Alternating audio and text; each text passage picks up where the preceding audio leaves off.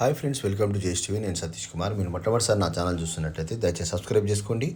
అలాగే ఈరోజు మనం కొత్త ఎన్ఎఫ్ఓ గురించి మాట్లాడుకున్నాం.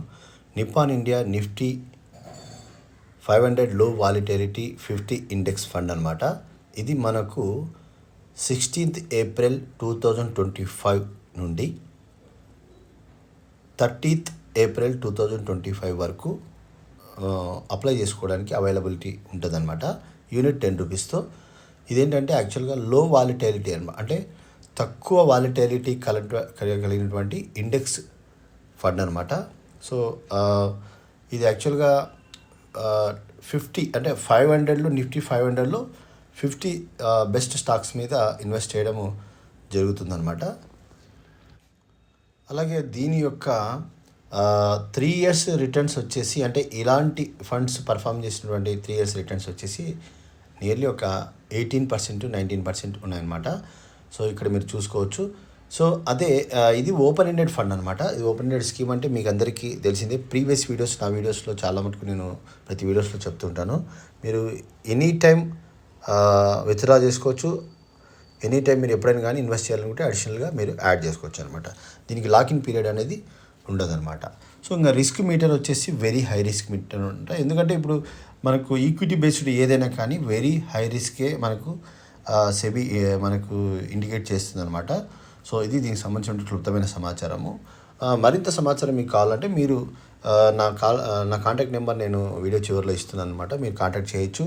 ఎవరైనా ఇన్వెస్ట్ చేయాలనుకుంటే దయచేసి కాంటాక్ట్ చేయండి. నేను మీకు ఖచ్చితంగా మీకు సపోర్ట్ చేస్తాను. సో ఇకపోతే నేను హైదరాబాద్కి రావడం జరిగింది. దాదాపు నేను ఈరోజు కూడా హైదరాబాద్లోనే ఉన్నాను ఈ వీడియో రిలీజ్ చేసే సమయానికి. సో అక్కడ కొన్ని అంటే ఆన్ ద వే వెళ్తున్నప్పుడు కొన్ని విజిట్ చేయడం జరిగింది. ఇది ఓల్డ్ ఫిరంగి అనమాట. యుద్ధ రంగంలో ఫైట్ చేసినటువంటి దిగ్విజయంగా ఫైట్ చేసినటువంటి ఫిరంగి అనమాట. దీని ఇక్కడ మనకు హుస్సేన్ సాగర్ పక్కనే మీకు రోడ్డుకి పక్కనే కనబడుతుంది. మీరు ఎవరైనా కానీ ఆ రూట్లో వెళ్ళినప్పుడు ఖచ్చితంగా మీకు ఇది కనబడుతుంది. సో నిలబడి జస్ట్ ఒక వీడియో తీద్దాం మీ అందరికీ చూపించడానికి. సో దాన్ని అలాగే సందర్శకుల కోసం అనేది దీన్ని ఇలాగే ఇక్కడ పెట్టారనమాట. సో అలాగే నేను ఇంకా చార్మినార్ దగ్గర కూడా వెళ్ళాను అనమాట. చార్మినార్ దగ్గరికి కూడా వెళ్ళాను. నేను యాక్చువల్గా రేపు వరకు కూడా ఉంటాను. ఒకవేళ లోకల్గా ఎవరైనా హైదరాబాద్లో నివసిస్తున్న వాళ్ళైతే మీరు నా కాంటాక్ట్ చేసి ఒకవేళ రేపు వీలైతే ఒక 11 o'clock అట్లా సికింద్రాబాద్ ఏరియాలో నేను ఉంటాను, మీకు కలవచ్చు. సో అదనమాట. ఇంకా చార్మినార్ దగ్గర కూడా వెళ్ళడం జరిగింది. అక్కడ జస్ట్ ఒక వీడియో తీశాను అనమాట. సో ఎందుకంటే ఆన్ ద వేలోనే ఇవన్నీ ఉన్నాయి, ప్రత్యేకంగా పోవడానికి నాకు సమయం లేదు. ఏదో వ్యక్తిగత కారణాల వల్ల కొన్ని అంటే నా పర్సనల్ వర్క్స్ మీద వచ్చానమాట.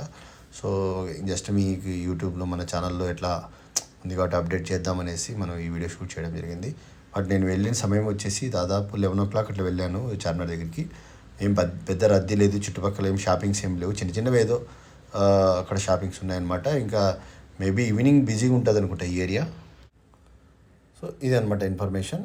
మీకు ఎవరైనా కానీ ఇన్వెస్ట్ చేయాలనుకుంటే నా కాంటాక్ట్ చేయొచ్చు. సబ్స్క్రైబ్ చేసుకోండి, లైక్ చేయండి, షేర్ చేయండి. Thank you very much. Bye.